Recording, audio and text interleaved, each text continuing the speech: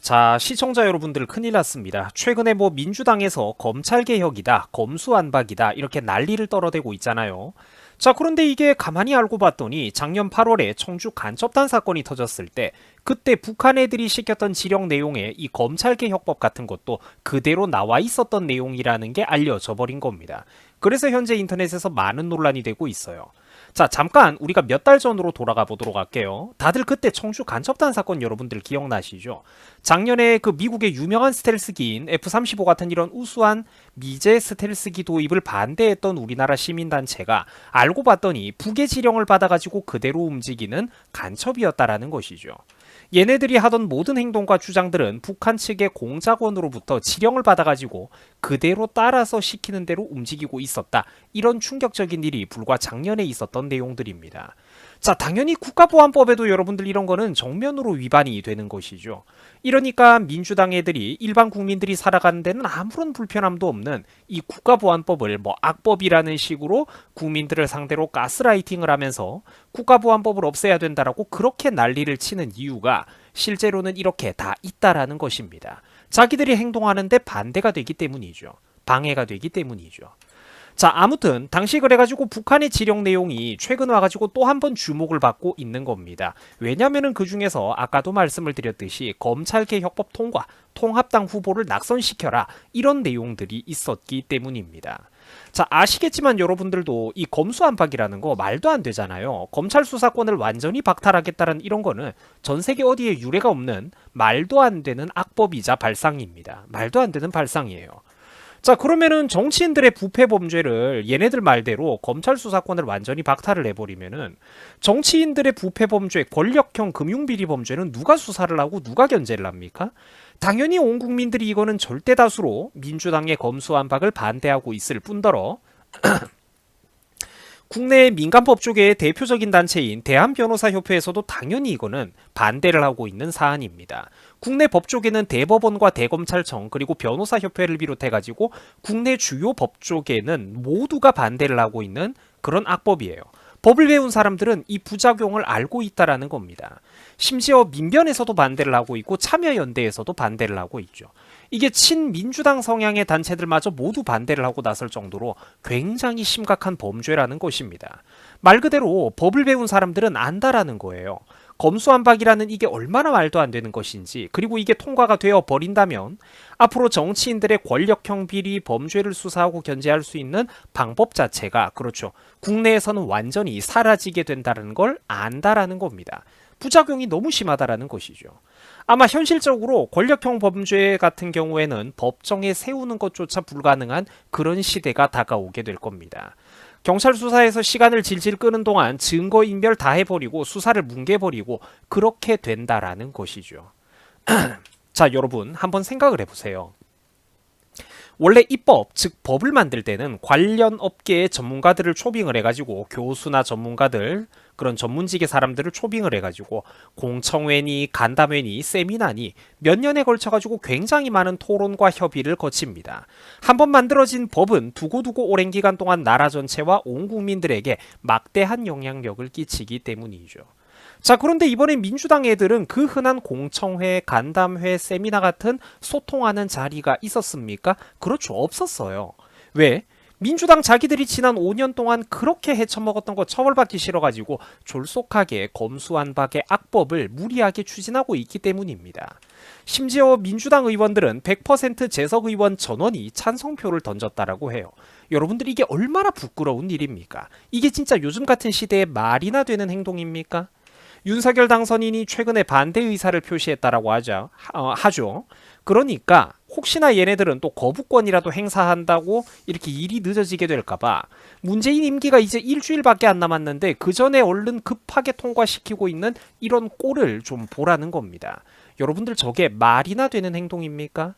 이거는 정상적인 자유민주주의 국가의 모습이 아닙니다. 북한 노동당이나 다름없는 그런 막장 중에 막장, 후진국에서나 볼 수 있을 법한 그런 일이라는 것이죠. 정치 소설도 이런 식으로 쓰면은 그 너무 개연성 떨어진다라고 비판을 받을 정도입니다. 소설에서도 이런 내용은 못 써요. 근데 이게 문제는 우리나라에서 벌어지고 있는 현실이라는 것이죠. 자, 오죽했으면은 OECD에서조차도 한국의 검수완박 악법에 대해서 명확하게 반대 의사를 표시하면서 이거는 이제 국제적으로 전면 제재가 들어갈 수도 있는 사안이라고 경고까지 하고 나서고 있습니다. 자, 해외 다른 나라 전문가들이 볼 때는 그렇죠. 보이는 겁니다. 반부패 관련 전문가들이 볼 때는 보이는 거예요. 검찰 수사권을 완전히 박탈해가지고 한국의 국회의원들과 정치인들을 사실상 특권 계층으로 만드는 이런 악법들은 OECD 국제협약 위반에 매우 가까울 뿐만 아니라 사실상 한국 정치인들에 대한 이런 반부패 수사 역량을 약화시키는 악법이 된다라는 거를 외국 사람들은 볼 때 훤히 보인다라는 거예요. 해외 전문가들, 법률 전문가들이 볼 때는 이게 얼마나 얄팍한 악법인지 보인다는 거예요. 눈에. 자, 결국 우리가 이런 사실들을 바라보면서 정말 다시 한번 사회적으로 온 국민들이 바싹 긴장을 하셔야 됩니다. 분위기 환기를 하고 엄중한 경각심을 가져야 된다라는 거예요. 이 모든 게 여러분들 뭡니까? 그렇죠. 결국은 다 북한의 지령과 똑같은 내용들 아니냐라는 것입니다. 검찰개혁, 검수완박, 통합당 후보를 낙선시켜라. 전부 다 북한의 지령과 북한의 이익과 맞닿아 있다라는 것이죠. 한국에서 벌어지고 있는 이런 일들을 바라볼 때 정말 국민들이 스스로 무서운 줄을 알아야 됩니다. 긴장감을 좀 가져야 된다라는 거예요. 아니, 국내에서 활동하던 시민단체들이 알고 봤더니 대놓고 북한의 지령을 받아가면서 F-35 스텔스 전투기 도입을 반대를 하고 국정원 해체 분위기를 조성하고 저게 지금 여러분들 우리나라 한켠에서 실제로 벌어지고 있는 현실이라는 겁니다. 믿어지십니까? 근데 이게 현실이에요. 명확하게 팩트가 존재하는 현실이라는 겁니다.